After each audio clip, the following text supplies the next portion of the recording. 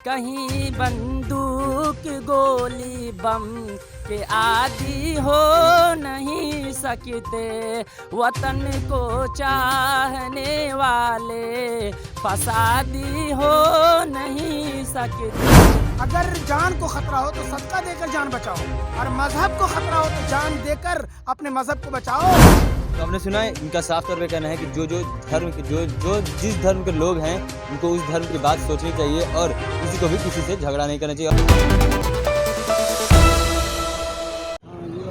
सही बात है। जमीयत उलमा हिंद के तरफ से आज श्री कृष्ण मेमोरियल हॉल में एक सम्मेलन रखा गया था और सम्मेलन में अरशद जो मौलाना अरशद हैं उनके द्वारा जो भाषण दिया गया, क्या कुछ कहा है उन्होंने, लोगों से बात करेंगे या जानेंगे कि क्या कुछ बातें हुई आज अंदर यही बातें हुए कि हम सब जो है उलमाए हिंद हमेशा अपने देश के लिए लड़े हैं और एकता परस्ती के साथ एक बन के ठन के खड़े रहे हैं, कभी किसी के साथ भेदभाव नहीं किए हैं और इंशाअल्लाह जब तक शरीर में जान है और तब तक एक बन कर रहेंगे, ये उन्होंने कहा। और ये भी बात कहा कि हम सब का जो दीन है और यहाँ पर बहुत सारे लोग मुसलमान हैं, क्या करोड़ मुसलमान हैं। और जी, तो उन्होंने ये एक बात कही कि बहुत सारे भाषे हैं हमारे हिंदुस्तान में, समझ गए, तो बहुत सारे भाषे में सबको सही से रहने की और चलाने की तो हुक्म हो रही है, लेकिन एक ऐसी बात फितना कोई फैला देता है, दुश्मन वतन, जो हिंदू मुसलमान को आपस में लड़ाने की कोशिश करते हैं। मैं उन लोगों से गुजारिश करूँगा कि उन लोगों से मैं यही चार मिसरा मैं एक पैगाम देना चाहता हूँ मेरे अपने दलित भाई, जो मेरे बाका के लोग सुन रहे हैं, और मेरे बिपिन भाई और भी बहुत सारे भाई हैं जो मेरे पड़ोसी हैं, मैं उनको भी ये पैगाम देना चाहता हूँ। और हम सब एक साथ में गांव में खेलते रहते हैं और एक साथ घूमते फिरते बातचीत करते हैं। तो मैं चार मिसरा पढ़ता हूँ, मुलाहिज़ा करें। अगर खामोश रहता हूँ, अगर खामोश रहता हूँ तो गैरत मार डालेगी, अगर सच बोल दूंगा तो हुकूमत मार डालेगे, अगर सच बोल दूंगा तो हुकूमत मार डालेगे। बहुत होशियार रहना गए सभी हिंदू मुसलमान को, बहुत होशियार रहना गए सभी हिंदू मुसलमान को, लड़ा कर वरना आपस में सियासत मार डालेंगे, लड़ा कर वरना आपस में सियासत मार डालेंगे। और मैं चार मिसरा दुश्मनाने वतन को ये पैगाम देना चाहता हूँ कि आज जो हमारे बड़े बड़े बुज़ुर्गों ने एक से एक नायाब चीज़ हिंदुस्तान में बनाया और आज किन के हवाले कर रहा है, मैं नाम नहीं कहना चाहता हूँ, आप लोग खुद जानते हैं। मैं पढ़ता हूँ चार मिसरा, मुलाजा करें। खजाने को एक राती समझ कर बेच डालेगा, खजाने को वो एक राती समझ कर बेच डालेगा, अगर चंदन को अगरबत्ती समझ कर बेच डालेगा, हुकूमत हमने दे दी गए एक चाय वाले को, हुकूमत हमने दे दी गए एक एक चाय वाले को, हमें वो चाय की पत्ती समझ कर बेच डालेगा, हमें वो चाय की पत्ती समझ कर बेच डालेगा। लोकतंत्र बचाने के आज सम्मेलन था, क्या कुछ कहा है अंदर?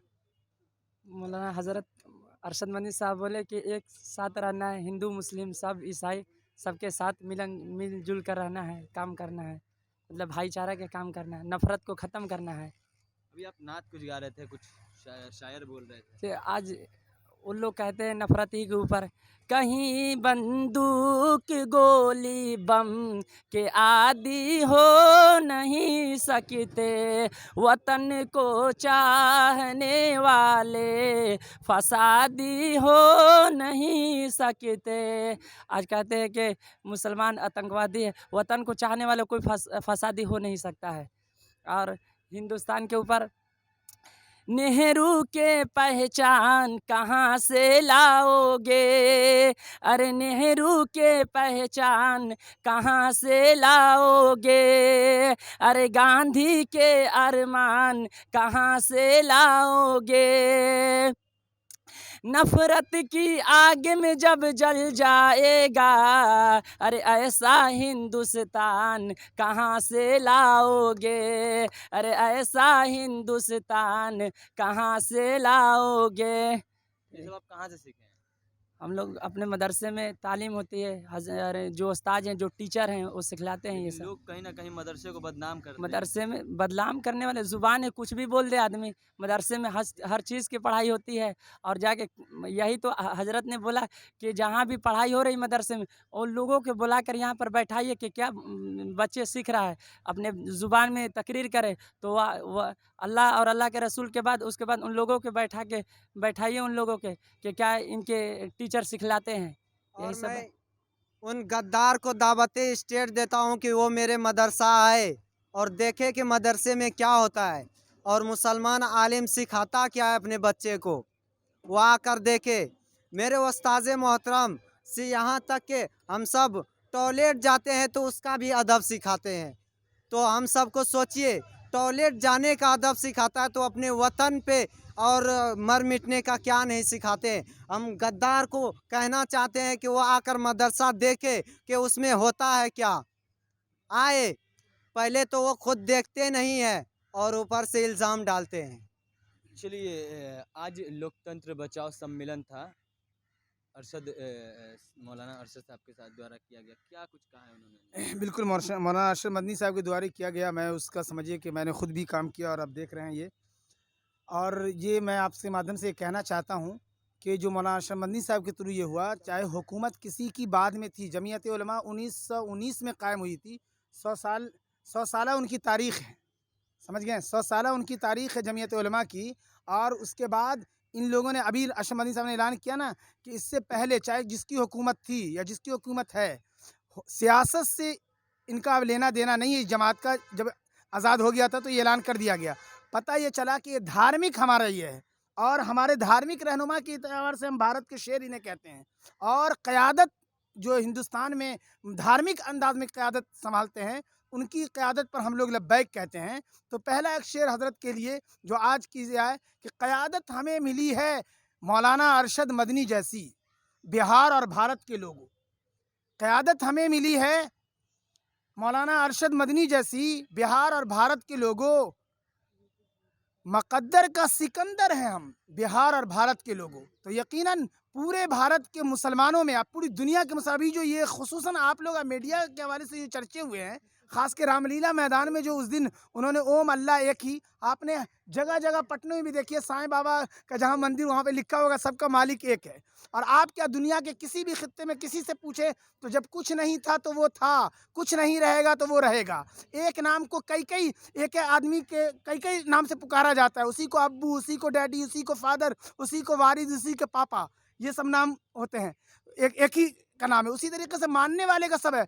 इस मौके से सिर्फ गोपाल दास नीरज जी के चंद शेर सुनाना ज़रूरी है, वही 2-3 शेर, कि अब तो मज़हब कोई ऐसा भी चलाया जाए जिसमें इंसान को इंसान बनाया जाए, और जिसकी खुशबू से महक जाए पड़ोसी का भी घर, फूल इस किस्म का हर सिमत खिलाया जाए, और आग बहती है यहाँ गंगा में झेलम में भी, कोई बतलाए कहाँ जाके नहाया जाए। आखिरी का दो शेर है कि मेरे दुख दर्द का तुझ पर हो असर कुछ ऐसा, मैं रहूं भूखा तो तुझसे भी न खाया जाए।